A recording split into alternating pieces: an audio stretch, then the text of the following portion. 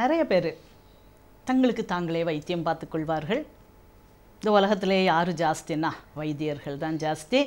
ஒருத்தர் மயக்கம் போட்டு விழுந்தா போதும் ஆளாளுக்கு எல்லாரும் டாக்டராகி ஒவ்வொருத்தரும் ஒவ்வொரு ஐடியா சொல்லுவாங்க. இதுக்கும் ரொம்ப அதிமேதாவிகள் இருக்காங்க. தாங்களே தங்களுக்கு பிரசவம் பார்த்துக்கொள்கிறவர்கள் செத்து போவார்கள். நாங்கள் நெட்லேயே பார்த்து எல்லாத்தையும் கற்று அறிந்து தேர்ந்து கொண்டு என் பொண்டாட்டிக்கு நான் பிரசவம் பார்க்குறேன். மடத்தனம்.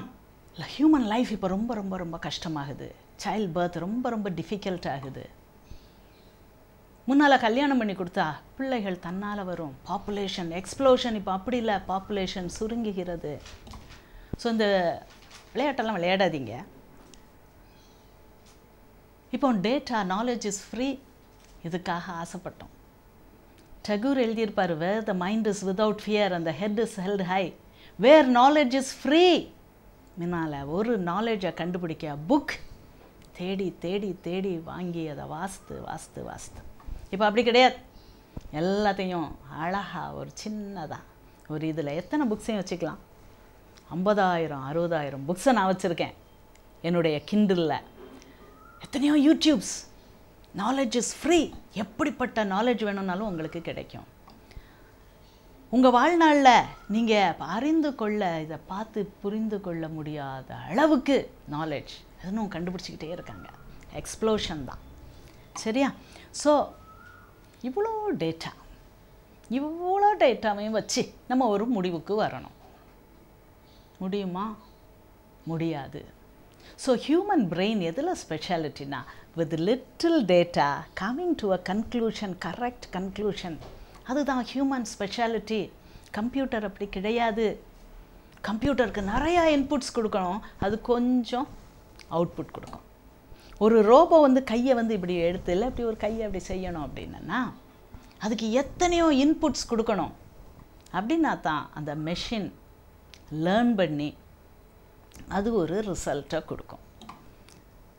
ஹியூமன் பிரெயின் எப்படின்னா, நிறையா இன்ஃபர்மேஷன் வேண்டாம். இந்த ஆள் தேருவானா தேர மாட்டானா, இந்த பிள்ளைய பொண்ணை வீட்டுக்குள்ளே நம்ம கல்யாணம் பண்ணி நம்ம வீட்டுக்குள்ளே வர வைக்கலாமா வர வைக்க வேண்டாமா, எல்லாம் கேளுங்க. அவர் சொந்தக்காரங்கள்ட்ட கேளுங்க, இங்கே கேளுங்க, அங்கே கேளுங்க, படித்த இடத்துல கேளுங்க, டீச்சர்கிட்ட கேளுங்க, பக்கத்து வீட்டுக்காரர்கிட்ட கேளுங்க, எதிர்த்த வீட்டுக்காரர்கிட்ட கேளுங்க. ஆனாலும் குழப்பம்.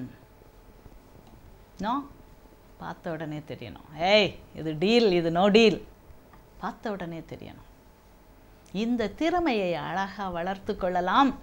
ஃபஸ்ட்டு கான்ஃபிடென்ஸ் வேணும். எஸ், எனக்கு தெரியும் அப்படின்ட்டு நினைக்கணும். ஸோ எக்ஸாமினேஷனில் எங்களை ஒரு ட்ரெயின் பண்ணுவாங்க மெடிக்கல் காலேஜில். ஸ்பாட்டர்ஸ். பார்த்த உடனே அது என்னன்னு சொல்லணும். ஒரு நிமிஷம் தான் பார்க்க விடுவாங்க. அது ஸ்லைட்ஸாகவும் இருக்கலாம், இல்லை ஒரு பொருளை வச்சுருப்பாங்க. ஓ, இது ஒரு டியூமர் அப்படின்னு பார்த்தோன்னே கண்டுபிடிச்சிடுவோம். ஓ, இது ஒரு பாக்டீரியா. ஓ, இது கிருமி, இது கிராம்பு, இதெல்லாம் வச்சுருப்பாங்க. ஸ்பாட்டர்ஸ். பார்த்த உடனே ஒரு நிமிஷம்தான் பார்ப்பான், ஆனால் கண்டுபிடிக்கணும். அதுக்கப்புறம் ஸ்பாட் டயக்னோசிஸ் அப்படின்ட்டு ஒன்று இருக்கும். இதெல்லாம் அந்த காலத்தில் எங்களை பழக்குவாங்க. எங்கள் சீஃப் உட்காந்துருப்பாங்க, சீஃபோட அசிஸ்டன்ட்ஸ் உட்காந்துருப்பாங்க, ஹவுஸ் சர்ஜன்ஸ் உட்காந்துருப்பாங்க, இன்டர்ன்ஸ். அதுக்கப்புறம் நாங்கள் ஸ்டூடெண்ட்ஸ் இருப்போம். ஒருத்தர் வரும்போதே இவருக்கு என்ன வியாதின்னு சொல்லணும். நடந்து வருவார், இவர் அனிமியா, இவருக்கு மிக்ஸடிமா இருக்குது, ஹைப்போதைராய்டிசம் இருக்குது, இவருக்கு இப்படி காலில் இந்த நர்வ் பெராலிசிஸ் இருக்குது. ஸ்பாட்டர்ஸ். ஸோ வாழ்க்கையிலையும் நம்ம அந்த திறமைகளெல்லாம் வளர்த்து கொள்ளணும். இதில் நம்மளை வாழ்க்கையில் இவன் நல்லவனா கெட்டவனா, பெண் குழந்தைகளுக்கு இதெல்லாம் நம்ம சொல்லிக் கொடுக்கணும். இவன் இன்டென்ஷன் என்ன. இப்போ வரைக்கும் எனக்கு ஹியூமன்ஸை பார்க்கும்போது அது ஒரு ஃபேசினேஷன் தான். ஒவ்வொருத்தருடைய பயங்கரமான பக்கங்கள், பயங்கரமான சைடு, ஒருத்தருடைய அதே ஆளுக்கே ரொம்ப அழகான சைடும் இருக்கும். ஸோ இப்படிப்பட்ட ஒன்றனையும் பார்க்கும்போது அது ஒரு ஆச்சரியம்தான், அது ஒரு த்ரில் தான், அது ஒரு அனுபவம் தான். ஸோ இப்படிப்பட்ட பீப்புள் வாட்சிங், அதில் நம்ம ஒரு நிபுணத்துவம் பெற்றுட்டோன்னா, அதுக்கு பாடி லாங்குவேஜ் அப்படிலாம் சொல்லுவாங்க. இந்த பாடி இப்படி பண்ணாங்கன்னா இப்படி அர்த்தம், இப்படி பண்ணாங்கன்னா இப்படி சொல்லிச்சாங்கன்னா அப்படி இது பண்ணாங்கன்னா, இது எல்லாம் கடைசியாக நாலேஜ் வச்சு படிக்க முடியாது. உள்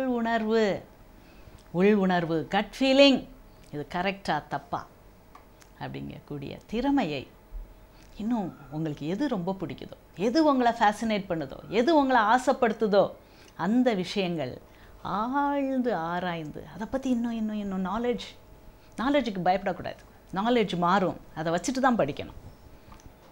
ஞானம் மாறாது, அறிவு மாறும். இன்றைக்கி இது ஒன்று ரைட்டும்பாங்க, நாளைக்கு இது தப்பு அப்படிம்பாங்க. கொரோனாக்கு இன்ஜெக்ஷன் ஒன்றுமே சைடு எஃபெக்ட் கிடையாது, அவ்வளோ பேரும் போடுங்கம்பாங்க. கவர்மெண்ட்டே இது பண்ணுவாங்க, மிரட்டி அடித்து உருட்டி இன்ஜெக்ஷனை போட வைப்பாங்க. பிறகு ஆஹா சைடு எஃபெக்ட்ஸ் இருக்குது அப்படிம்பாங்க. ஓகே, ஸோ அறிவு மாறிக்கிட்டே தான் இருக்கும். ஆனால் இந்த குழப்பமான இந்த குழப்பங்களுக்குள்ள வாழ்க்கையை அழகாக தெளிவாக நடத்தி கொண்டு போகக்கூடிய அந்த ஞானம், மாறாத ஞானம், எது கரெக்ட், ஒரு மேக்னெட் கரெக்டாக காட்டும் பாருங்கள், நார்த்தை காட்டும் பாருங்கள். எந்த சூழ்நிலையும் எப்படிப்பட்ட இடத்துலையும் அது நார்த்துன்னா அது நார்த்தை தான் காட்டும். ஸோ இந்த திறமையை நம்மளும் வளர்த்து கொள்ளணும்.